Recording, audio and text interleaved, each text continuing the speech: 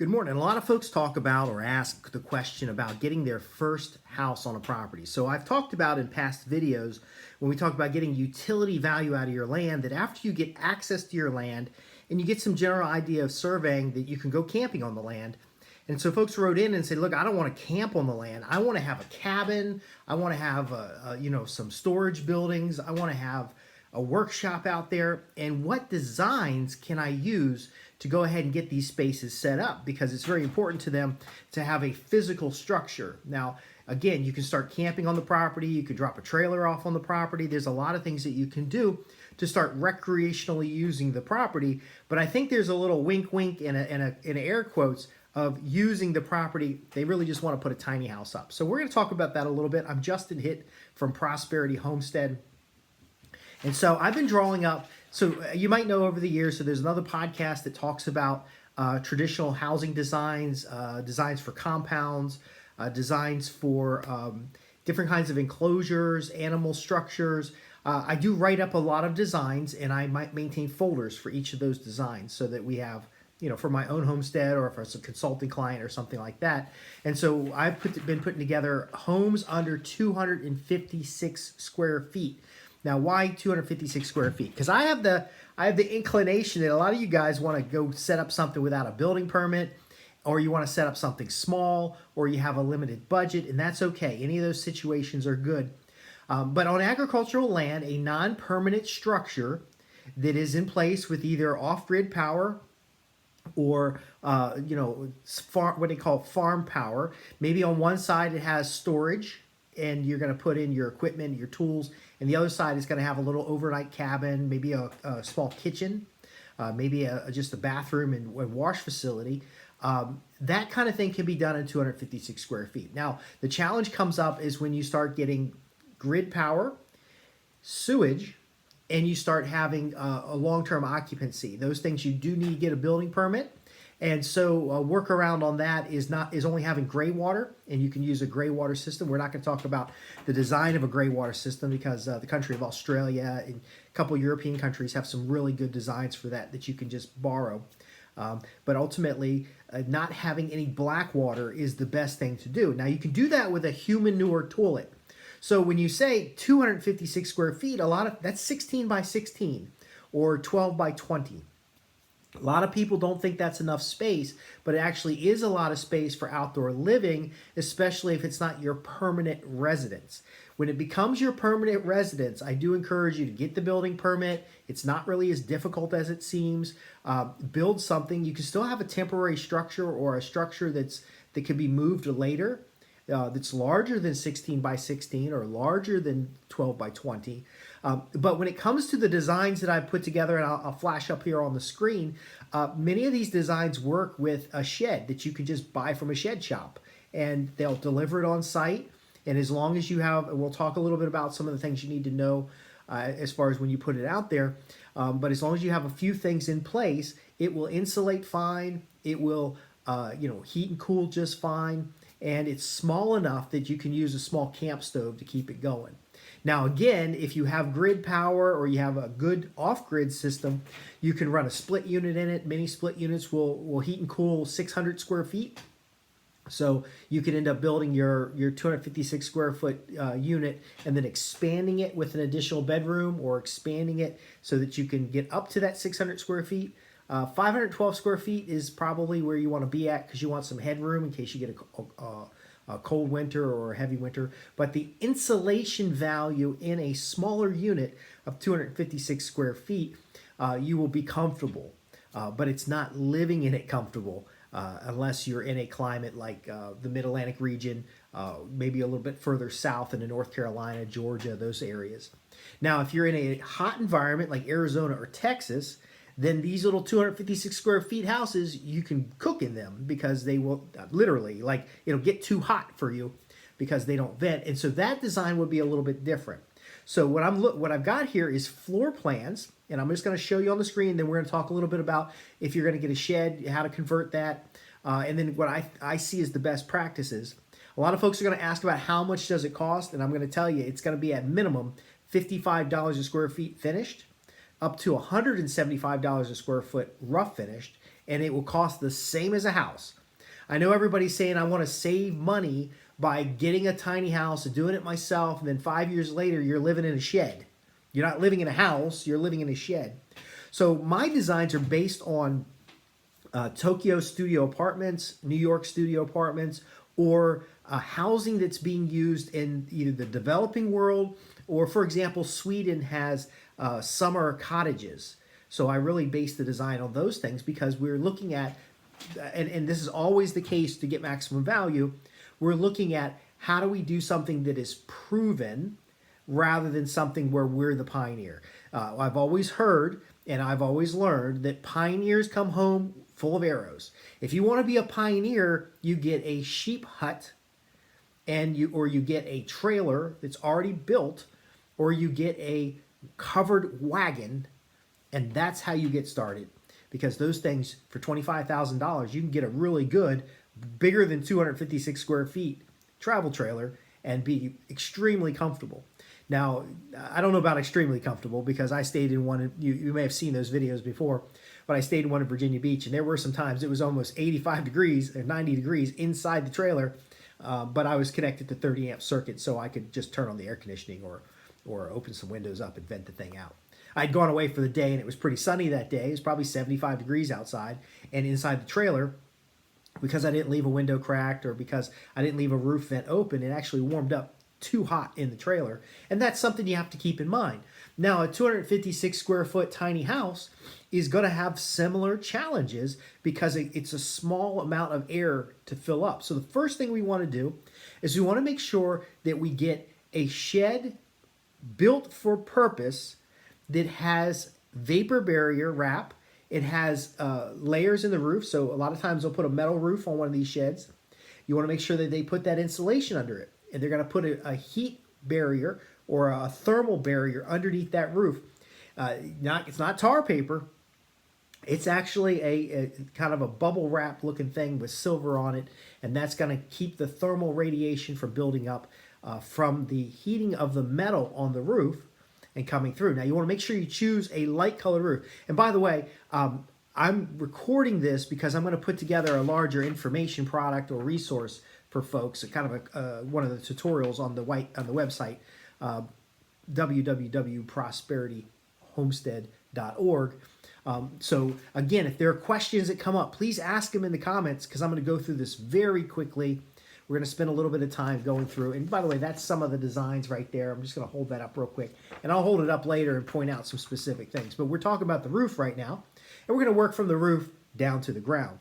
So you go out to one of these shed companies. You go out to the Amish built sheds. You go out to hickory sheds and buildings. You go out to somebody who builds these buildings and you ask them about, you want home residential quality build. So, for example, that roof will have a heat shield or barrier underneath, and then below that, it'll have plywood. Now, this is very important because we want that moisture, when we have moisture in the house, we want it to vent outside, not soak through the wood and then get heated up by the roofing tile and then ultimately get trapped in between there as warm, moist air. So they're going to have an option there. You also want to extend the eaves because most sheds will just come down in a square, and then you can have on that drip edge, you can have water come down the side of the building. You do want to put gutters on your tiny house to catch that water because, again, a lot of you folks, it sounds like you're going to go do this out in the middle of the woods, and so you want to have that water available at least to water plants, at least to wash things. Even if you're just, washing equipment and washing your hands outside. So starting at the roof, if possible, you want them to put a cool roof or a warm roof on. And now, what does that mean? That means the roof itself is insulated with ventilation in it. Okay? Because a lot of you folks want to have that big old loft in the top of your tiny house, and you want to have that, peek out that roof. But if the air can't get under the roof, now, it's okay as a shed if you can't get air under the roof panels to remove that moisture. But as a house, if you seal it in, insulate it, and then put drywall on the inside or even put a thin plywood on the inside, trapping moisture in your roof is going to cause rot and it's going to shorten the life of the building itself. Now, I've been watching some tiny house builders and pictures, and you'll see all the mistakes that I'm talking about here being done, and they'll actually seal that roof up, and when the roof heats up, it can't expand or contract because there's no way to vent the air out. So you have to talk with your builder, and what I found talking with a few builders in my region is they can build a house with a ridge vent and a roofing system that allows airflow. Now, in some cases, what will happen is they have the metal roofing, they have the heat shield barrier, they have a piece of plywood, and then what you need to do before you put in closed cell insulation or any kind of insulation is you need to go down to Lowe's and get some of those air gap bits. If you hire a builder to do the inside, what they will put is Ferro strips in there, and they'll make sure that there's a vent area so that the air can come up from outside, cool air from outside will come up under your roof and then exhaust out the top of the roof or out the ends of the roof. Now again, what this does is it provides an insulative barrier or a means for hot air to leave your building.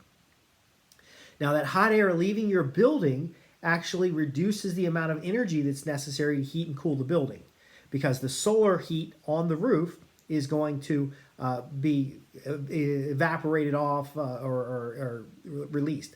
Now, this means that you're looking for your tiny house to follow the same standards, including snow load, slope of the roof, all that, as a normal house would, except you've scaled it down to a smaller footprint.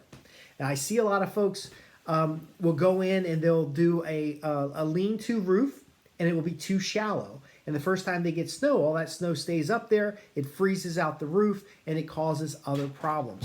Now, you can have a peaked roof, or you can have a slanted roof.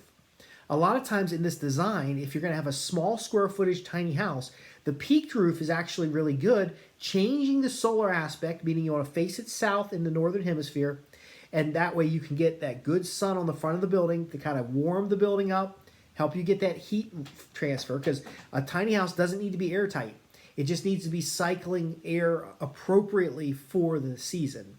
So it needs to be able to exhaust hot air. So if you've got a slanted roof like this and a tall peak here, you're probably going to want windows across here that you can open up to exhaust the heat out during the summer, but keep them closed during the winter. In the summer, the sun is higher, so you want your eaves, always extend the eaves. You want your eaves out far enough that you're going to shade the walls. So we talk about this in solar aspect when we're doing permaculture design, but even a small tiny house, it's worth these things because it means you have to have less energy consumption in the unit itself. Because you certainly could put a split unit in there that does 600 square feet, and you only got 256 square feet, and you're comfortable and you think everything's okay, but you don't realize that the moisture buildup is going to happen. So the condensation in the electric equipment is going to cause moisture buildup, and then you're trapped in this hot, humid house, even though it's cold outside and you feel comfortable. It's not a healthy environment. It'll end up molding and stuff. So starting from the roof down, and we're going to move a little faster so we can get to the foundation, because this is a non-permanent structure. A lot of your zoning will allow you to have a non-permanent structure under a certain amount of square feet without a building permit. And again, that's our goal.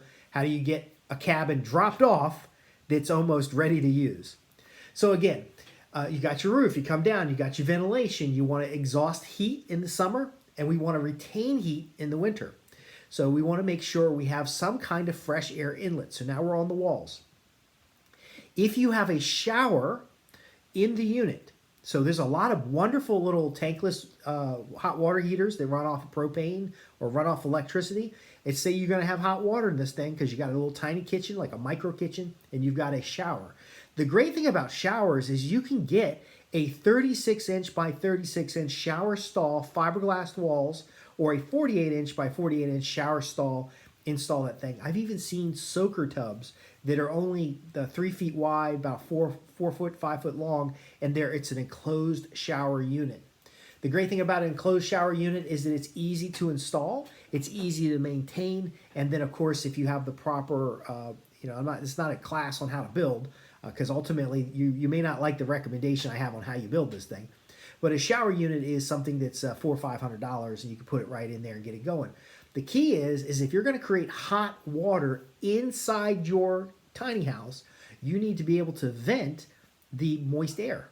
So you need to have a bathroom that encloses. Now I've seen you have a little curtain that pulls across, and you take your shower, and the little curtain to the bathroom closes, gives you some privacy. Or you're showering in the corner or something. I saw a couple of videos about that. That is not a good idea because you're introducing wet, moist air into your living space, and that is a recipe for mold. That is a recipe for mold. So let me show you one of these little units here.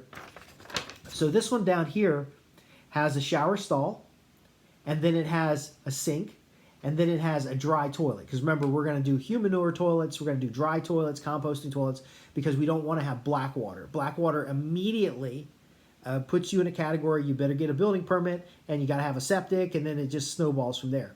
But you see this unit, it has a sliding door. Not a little, curtain that comes across, it has a sliding door. Now, some of these other units have actual doors that open up. The smallest bathroom that you can comfortably have is about 6 foot by 6 foot if you're going to have a swinging door. You can have a bathroom that's 4 foot wide and 6 foot long if you have a sliding door. So these are things you want to consider, but what's most important, and I kind of got to it in a roundabout way, is that your ventilation needs to be local to the use of hot water.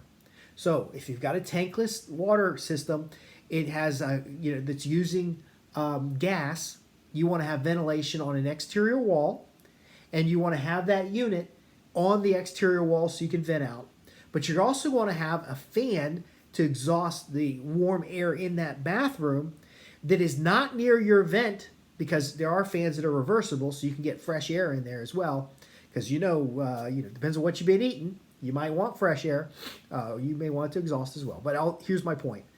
Your bathroom fan or your kitchen fan, because that's another place you're going to have hot air and moist air, would vent out, but not be near the vent for your exhaust on your hot water unit. Now, we talked about the roof. We want to maintain roof integrity because we have such a small building, and so we're going to vent out the side walls. We're not going to vent out the roof. So that's another reason why we don't have flush toilets, because a flush toilet requires that vent in the roof. Most cases requires a vent in the roof in order for that system to work. So we don't want a vent in the roof. We want a solid roof that we capture that rainwater off. We tank that water somewhere that we could be using with filtration systems to, if we're completely off grid. But ultimately, the key here is that we're not venting or getting our fresh air anywhere near that hot water thing. So we got to think about that in our design. And so what I've seen is over a dry toilet is usually where the hot water is, and that's going to be located between the bathroom unit and the kitchen unit. So many of the designs I've been working on, we're looking at efficiency. I want to have my kitchen and my bathroom as close as possible, but separated by a physical wall because of cleanliness. You don't want to be taking a dump in your kitchen. But ultimately, that has to be thought about. So in that part of the design, whether you have, and this is the part where a lot of people are not going to be interested, but most of my subscribers are working full-time somewhere. Maybe they work in a city. They have a property in the rural area. When you hire somebody to build this, a contractor, which they can finish out the inside, you need to make sure that this is in the design. You always want a written design so that if the city inspector shows up, you can show them an engineered drawing, not some dude scratching on paper like this.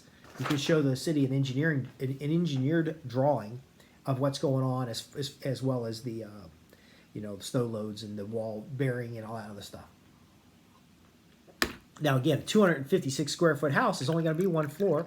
You could put in a loft, but if you put in 2 floors, now you've got a 512 square foot house, and then now you're over the limit. So again, with the parameters that we talked about in the beginning, I want to make sure you understand. We want a solid roof.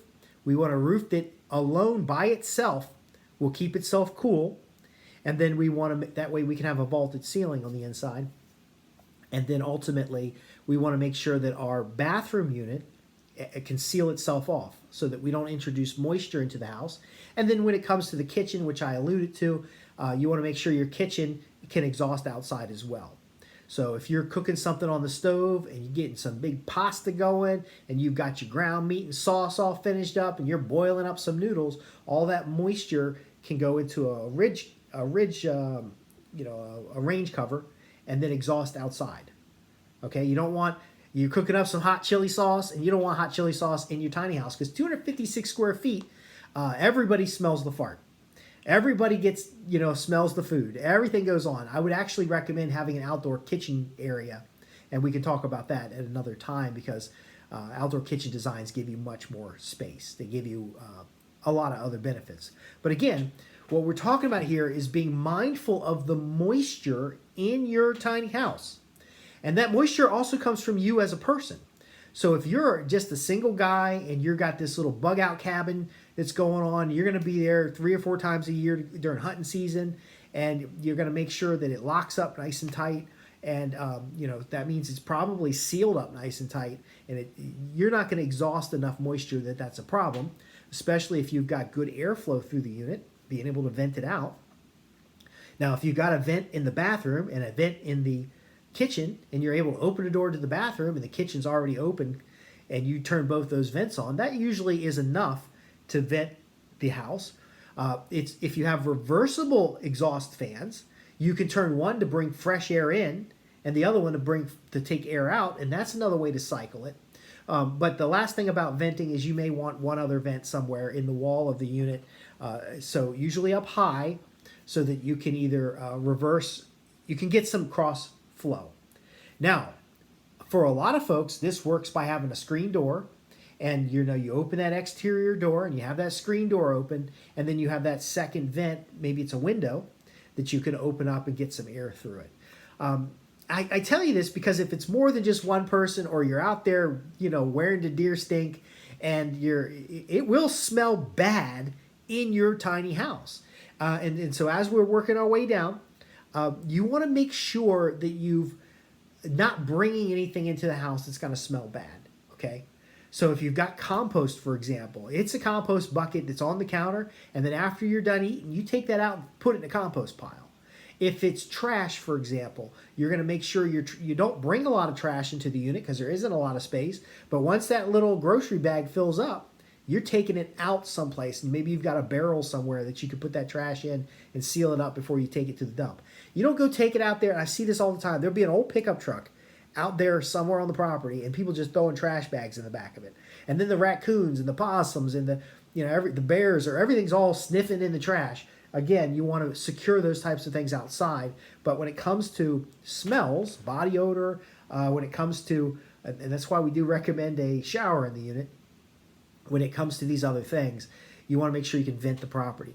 But I found something that works extremely well, and it's called a ginkan. Okay, so in Japanese traditional buildings, so the timber frame homes, and by the way, any one of these designs can certainly be done in timber frame. I recommend a building because at this small square footage, you may want to pick up this unit and move it someplace else when you decide to build something bigger. So maybe you're a single guy and you've been going out to this property, and now you got a girlfriend, and now you're married and 3 kids. A 256 square foot house is not big enough for more than 1 or 2 people. 2 people if they're intimate, one person if they're just a normal person. But again, if you start having some kids and stuff, they can use the tiny house. 256 square feet is good for a couple of kids, and then you can put a unit someplace else. So the recommendations that I have, and again, we're going to write a big course about this. It'll be out on the website at www.prosperityhomestead.org. Be sure you subscribe to our newsletter so you'll know when this is available. But again, a house like this, a ginkan, and right here is kind of a look. This design right here is simply 2 empty rooms. Now, the shower unit doesn't have to be inside. So you can solve a lot of the moisture problem by having an outside shower. And in some climates, that's just fine. But a ginkan is a tiled space right inside your main door where people can take off their shoes, or in the case of the kitchen, so we were talking about traditional Japanese timber-framed homes, their kitchens often had clay or dirt floors. Now, modern houses will have tiles, but you can actually have a table set up over here for like a couple, electric burner, if you have the power to do that, or a gas burner. You want to put a little window over here if there's a gas burner, because we want to be able to exhaust, or you want to have your range unit to exhaust. But on this side, you could just have a dry toilet. And so maybe there's a bench that you use as a dry toilet. This is a little hunting cabin. You've got a 12 by 12 space back here for your housing. You can put a wardrobe in there that locks up, or you can put, use a futon bed that rolls out. But the Ginkan concept is a wet, dry space that allows you to come in and all your dirty stuff is going to be there. Now, the Ginkan is at the normal level coming into the house, and then your living space will be stepped up a little bit because you never walk from the dirty, quote, dirty area, which is your bathroom, your kitchen, and then right inside your front door. You never walk from that space into the other space wearing your shoes. So you would come in, take, you're cooking in the kitchen with your shoes on. You might be bringing meat out from the in front, from a freezer on your front porch, and then you might be, cooler out on the front porch, and then you're going to come in there, do your cooking and everything. Then you're going to take off your shoes before you go into this space. This space would not have any food in it. This space would be a raised floor, usually a wood floor, and then you could have, this space will stay pretty clean. So this particular design right here is good for the Ginkan. This one also has a Ginkan. You might notice that a lot of these designs place the bathrooms and the kitchens near the front entrance, because if you're out on a tiny property and you got to take a deuce, you need a place to do it quickly and easily. And so you can come in the house and do that. If you're out hunting and you've been processing animals out front, a lot of these will put a front porch on. That way, if you were hanging up an animal off the porch and you come in and you're processing on the folding table on the front porch, a lot of these are really good for folding tables and furniture that you can tuck away. But you can bring in that meat and have a freezer inside the door, or you can have one of those smaller coolers that are on the floor. There's not really a lot of room in here. When it comes to the kitchen, it really is going to be a sink and 2 burners. And that's fine. I modeled that off of an RV. I modeled that off of, again, the New York or Tokyo style apartments. But there are traditional designs where you have a space that's the dirty area. In the New England houses, that would have been a mud room where you come in and take your boots off. I would recommend, if you're going to have boots and stuff on, you take them off on a front porch. And then when you come in the house, you put on some slippers and you just chill out. But again, if you have a Ginkan, you can come in that front door, especially in a cold environment, sit down on a little bench, take your shoes off, tuck them under the bench, and then move into your clean space. And that helps with the cleaning and stuff. Another factor to consider is you don't really want to do a whole lot of cooking inside, especially at 256 square feet. It's really just for sleeping. It's really just for sleeping and storage. So some of these designs have, for example, this one up in the corner here. That is 20 feet by 12 feet. It has this little narrow hallway, and then a bedroom in the back. So we probably should talk about some bedrooms here. So you have a Ginkan space in the front, and you have a bathroom that can be accessed from the Ginkan. And then you have this little tiny hallway. It's not really little, it's 4 foot wide. But it goes to this living space here that is 8 foot by 12 foot. And again, that's enough room to put up a Murphy bed. That's enough room to put up a futon that folds away. But if you're in and out of this space all the time, then it's not really that big of a space. And so, like if you had a queen size bed set up in here, it's going to be kind of tight. Actually, a queen size will fit. They're about 6 foot long. Queen size will fit on this end. And so you can do like you do in a sheep hut and put that bed on like a loft for storage underneath it. And those are some of the things we'll talk about in the course, because I've gotten questions about this stuff. I'm interested in the topic. Why not share the research with you? Save you a lot of time and effort. But this one has a window in the front, has a door, and now the solar aspect on a little tiny space like this is you're going to want to come in where the sun's up most of the time. But ultimately, the bedroom would be dark so that you can get some sleep. Also, it's important when you do these tiny houses, if you've got a small house and you've got dried goods in there, and you've got spices and herbs, and you've got coffee stored in there and stuff like that, that square footage, a bear can smell that stuff, and they'll scratch down your door and get in there and take it. You could have possums, other things, try to permeate, rats try to eat through the space. So again, we're looking at our storage is secure. So anything in the kitchen is going to be in jars, maybe vacuum sealed. You're going to have a small freezer or cooler that's sealed, and you can empty it out when you're traveling seasonally and turn it off and let it, clean it out real easy. You're going to have a space that's an intermittent space when you come in that front door, so that you have clear designation where things are. So you're not going to carry your boots back to where your sleeping area is and have to worry about them. They're going to store up near the door. If you have a gun safe, for example, if it's a hunting cabin, even if you're up there temporarily, you do want to lock your guns up because you could have somebody visit the cabin when you're not around, and when you have a 4-inch to 6-inch wall, in a little exterior door, somebody can kick that in real easy and get to your stuff. So my point being is that now when we're talking about living spaces, setting up a designated sleeping area, whether it's in the loft or it's in the back area room. Now, loft gives you a lot of options. You can, almost every one of these designs, you can end up with a 12 by 12 loft, and that's plenty of room to sleep. But you want to be thinking about how we're going to store things. You want to be thinking about how you're going to move through the space, because it's easy to come up with designs. And one of the recommendations I have is that once you come up with a design, I want you to go out and stake it on the ground so you can walk through it and see how it's going to feel. But ultimately, you want to make sure that you're keeping it clean. You want to make sure you're keeping it clean from scents. You don't want to be running air fresheners in there and anything like that. You want to make sure it smells fresh and clean all the time. You also want to make sure that you have a place for dirty laundry. Okay, so you might do a built-in cabinet if space requires or allows it, or you might have a dresser, or you might have a wardrobe. Definitely with the gun safe, it just depends on what you're hunting with. You want to make sure you have the ability to lock up valuables.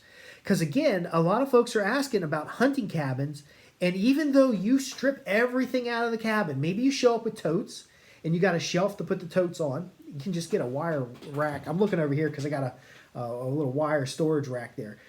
You may not be aware, but you can go to Costco, get a nice little wire storage rack. You can put some totes on it, take the totes with you when you leave. But the thing of it is people don't know there's nothing in there. And if they show up on your property and kick in the door, you want to make sure the things that need to stay secure are secure. So what I've seen with a lot of cabins is they're going to have cabin storage where there's a door and the door folds up and then just kind of clips into the ceiling. But when they're gone, they close that and lock it so that all their dishes, dried goods, all the stuff that can stay in the cabin are actually locked up.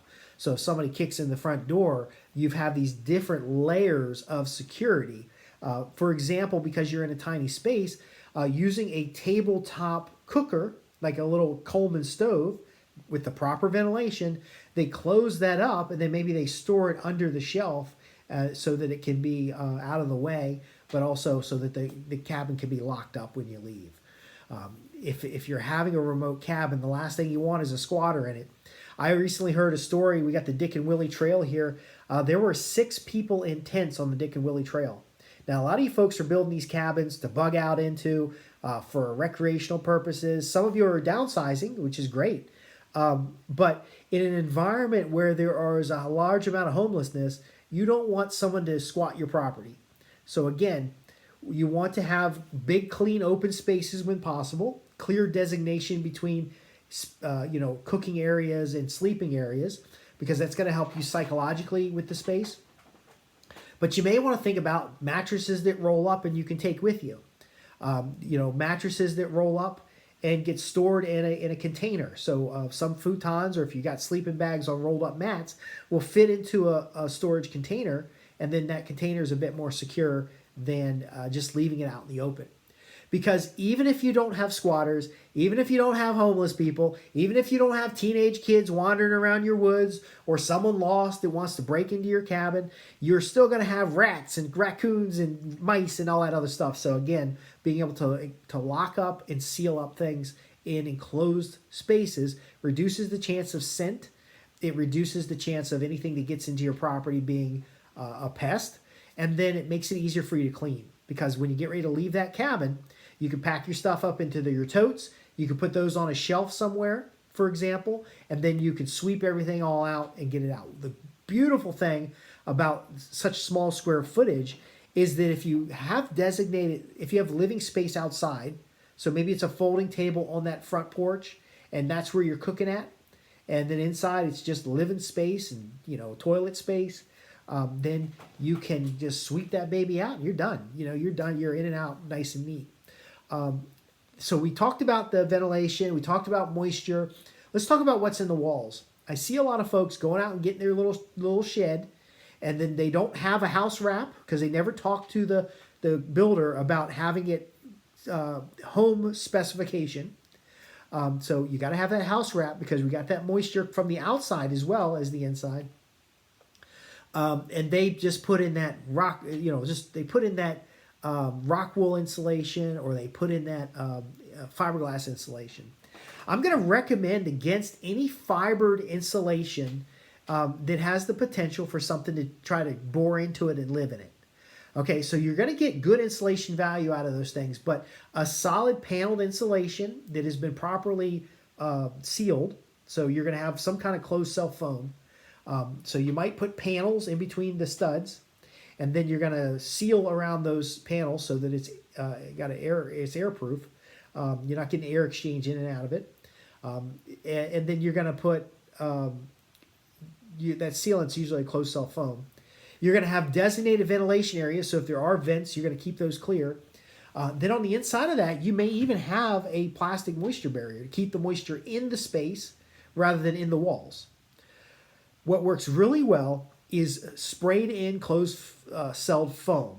That way you can fill that gap, and then you can shave that off and then put your paneling up over top of it, and it works really well. That's not something you can just do on your own cost effectively. You're not going to get a bunch of cans of spray foam and spray it all out.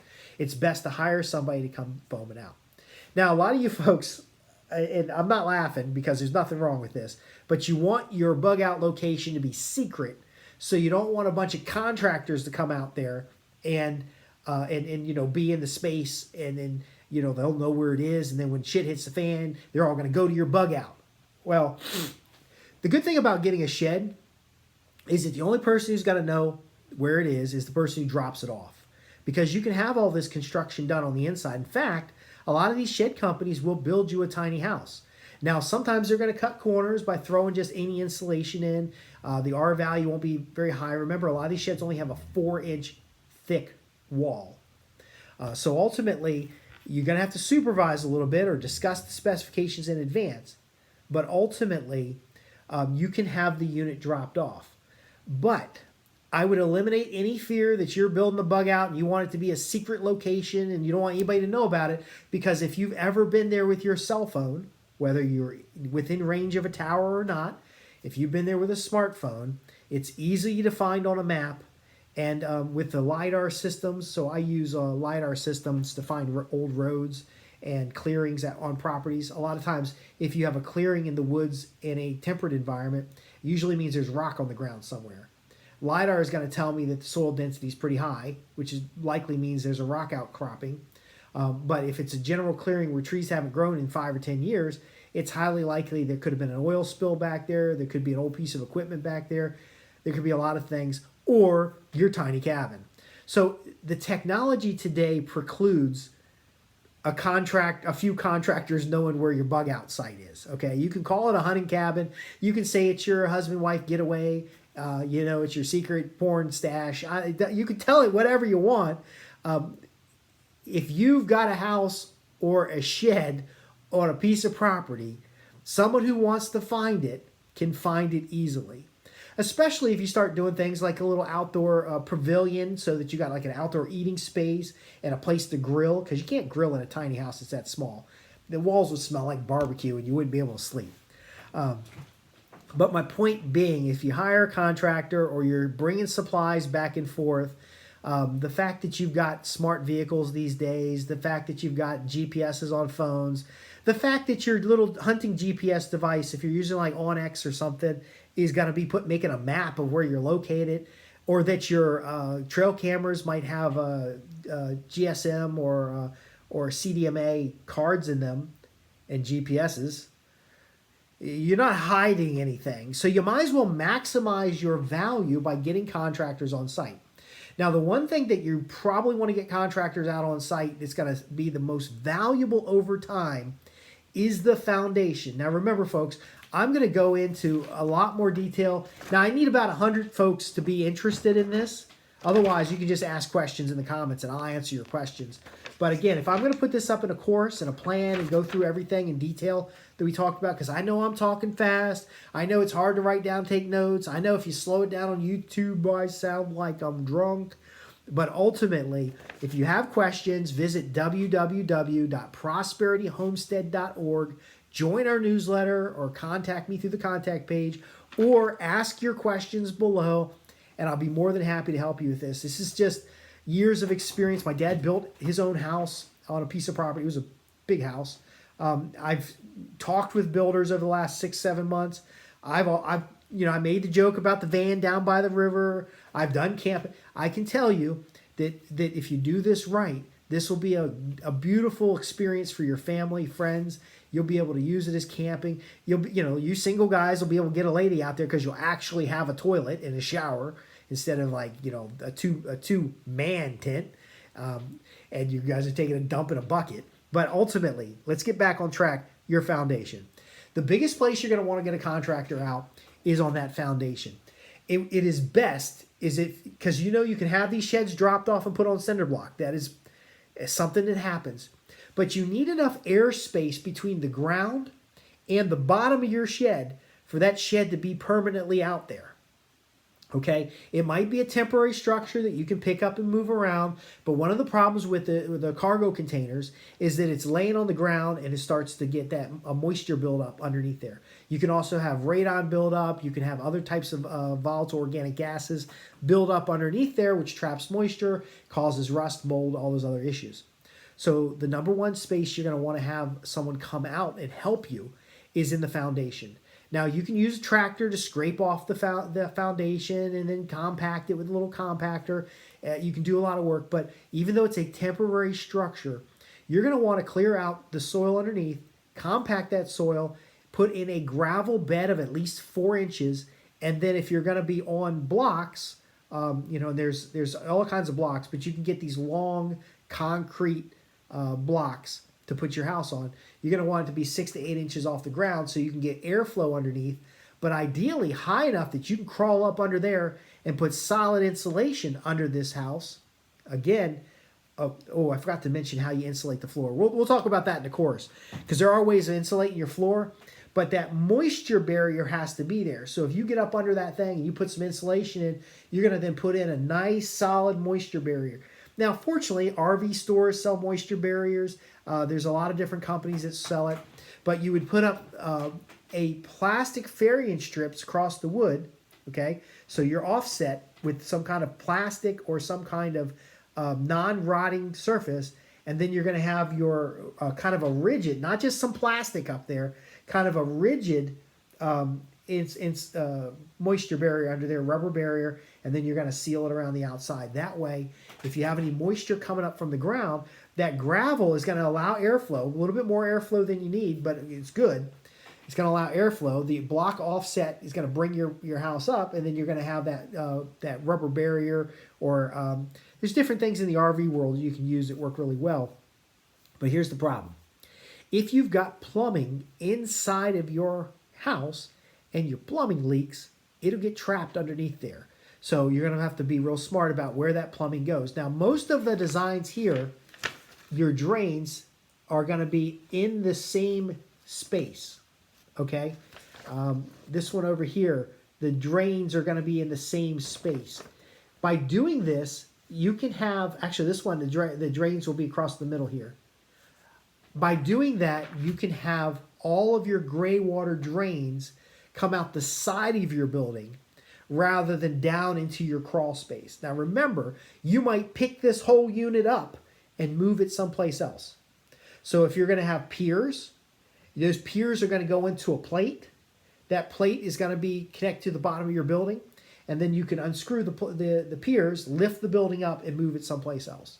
Now again, the reason you want to have a non-permanent foundation is because when the inspector comes out, you can explain to them that you can pick this thing up and move it. But more practically is that if you have, by the way, I'm not giving any legal advice. I'm just sharing what I've heard.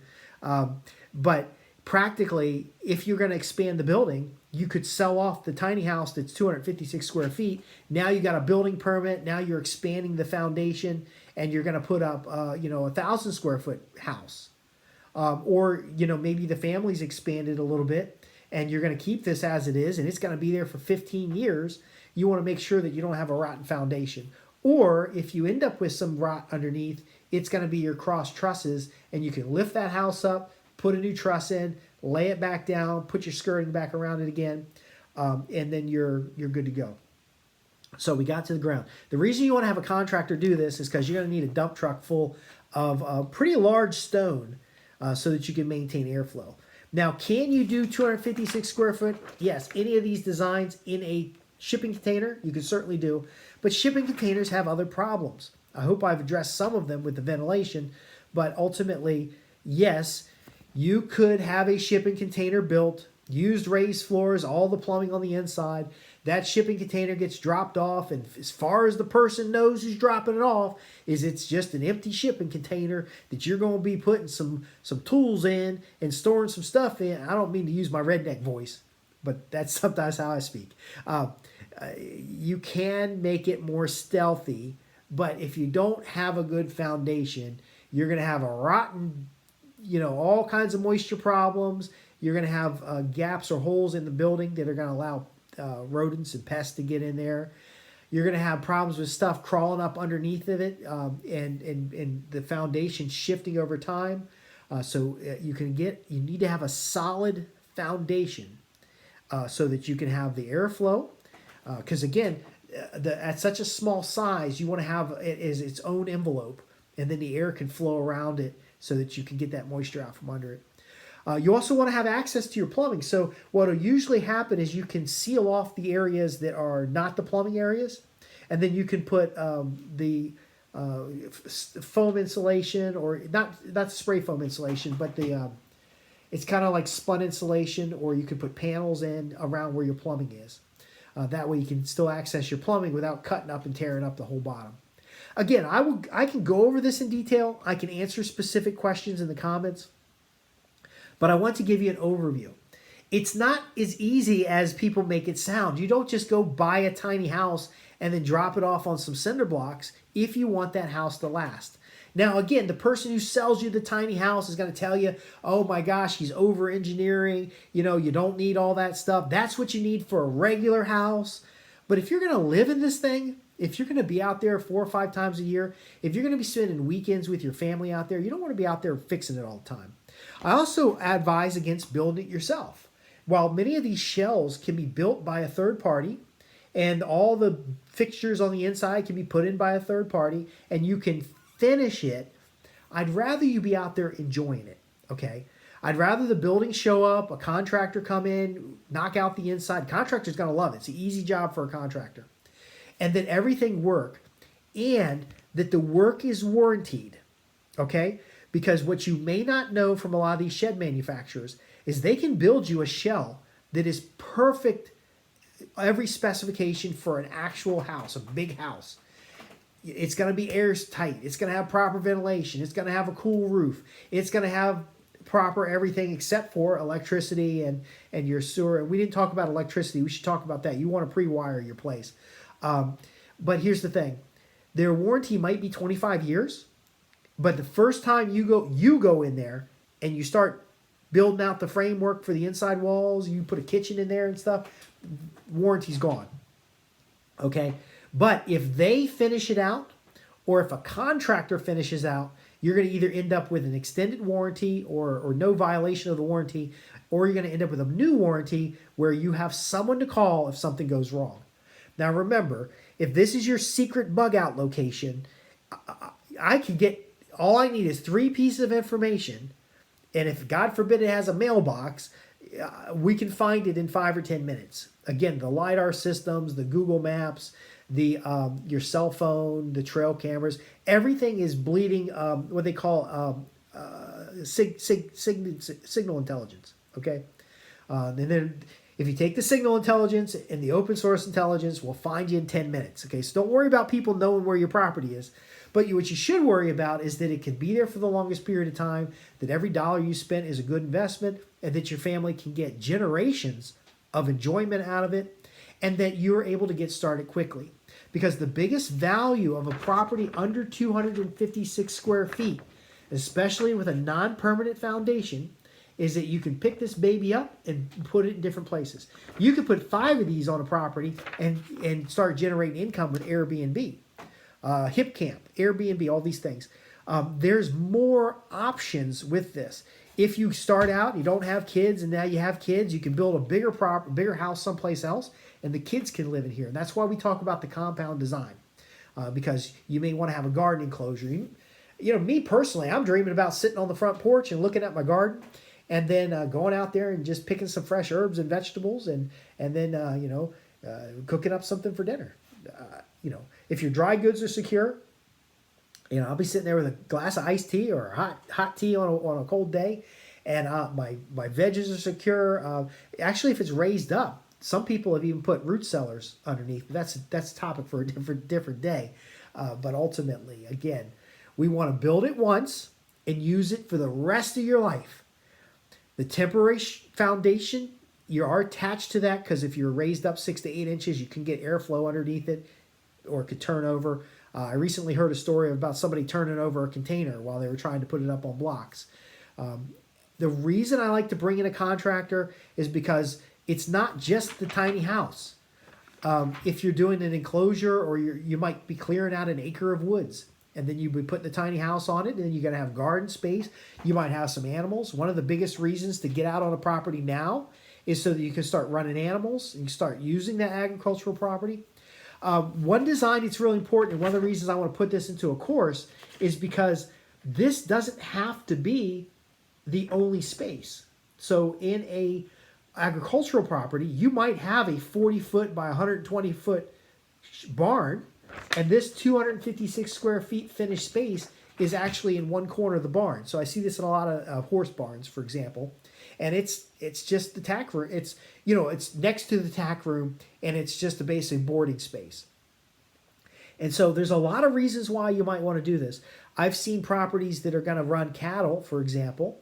They might have a pavilion for, like a big cattle shelter, kind of like the Joel Salatin method, where they got hay storage, and then as their winter comes, they do the animals.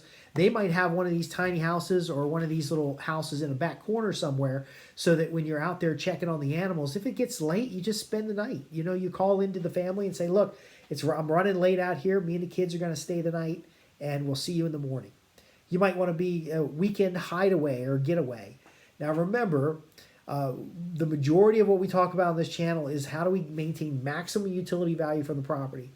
So you can go from just dropping off one of these things done, ready to go, 16 by 16 foot. You put a 8-foot wraparound porch on that baby, and depending on your rules and regulations, whether it's connected or not connected to the house, the foundation's good, the airflow's good, and you can get every summer weekend out of that property. You can go out there and you can, if you got a pond, you can put this near the pond. Maybe you got a main house somewhere and this house is down there near the pond. The key is do it right. There's a piece of property near one of the properties I manage that's got a nice cinder block foundation, but the roof caved in. It's full of garbage. I looked on the satellite. The thing's only like 10 years old, maybe 20 years old, and it's falling apart. I want you to be able to have one of these units that has some resale value, because you may want to upgrade later, that has long-standing value for multiple uses, that allows for cooking and sanitation, because those are two critical things in case you have to be out there for an extended period of time. For those shit hit the fan folks, in case you got to be out there for a long period of time, and when the Armageddon is taking care of everybody that knows where it is, and you're going to be out there safe and secure in your little tiny house where you can't move anywhere. But also the fact that you can lift this up and put it on the back of a flatbed and take it somewhere if you need to. Maybe the piece of land you have is not the piece of land that you want, and so you get a smaller space on it so that you have creature comforts, and you're sleeping in wall tents on platforms, but when it comes to a really bad night or storage, you have one of these spaces. Now, we didn't talk about drywall versus plywood. If you have a rugged cabin, shiplap or plywood is just fine for the walls. If some climates drywall is not such a good idea. There's other options you can put on the walls. But my point being is that even if you have one of these spaces and all it is a little getaway office and a little basic cooking and basic sanitation, and you've got your larger structures outside like a pavilion, you've got maybe you've got other tent camping on the property. In the case of the sheep hut, this is maybe something that's at base camp. This gives you so many more options on a piece of property. And you can have more than one of these on your property because a lot of the internal structures you could simply just put in a chuck box, throw it in a truck, and take it to the next cabin. So if you've got 1,000 acres, if you've got a big estate or ranch, these are great. Now, if you're going to go with this and you want a non-permanent structure, then the next thing is to look at the sheep camp. Because again, you can move that all over your property. So if you're going to have to build 5 of these to cover your property, you may, and you're not Airbnb-ing them, you may want to just have a sheep camp that you can roll out wherever you need it. But again, I've had a lot of questions about a tiny house or getaway cabin. I hope I've answered a lot of them. You want to be thinking about more than just building a little hovel, because you could, day one, get a camper because your access is straight. See, my plan and my design methodology is about getting that access straight first. So you could take a camper and be good to go. Or you could end up with a cabin and a water buffalo and some off-grid power and be good to go. I want you to have as many options as possible. Again, ask your questions in the comments below or visit www.prosperityhomestead.org. Join our newsletter. Go to the contact page and ask your questions. I'm Justin Hitt from Prosperity Homestead. I'm a Virginia certified master naturalist, whatever that title is. I've got my permaculture design certification. I have done a number of programs that you saw about property design and how to run land projects. I'm more than happy to answer your questions because when I hear the stories about you and the boys went out there and camping, you and the wife went out there and had a weekend to get away together that if you went to a resort would have cost you 10 times as much, and out there you had nice campfire, but she could still take a shower, so she was happy. That's really what the big payoff. Now, if you have specific questions about designing for your property, just ask those at the website. Give me a little more contact information if you want to discuss any of this in detail. Then again, I need to hear from 100 people.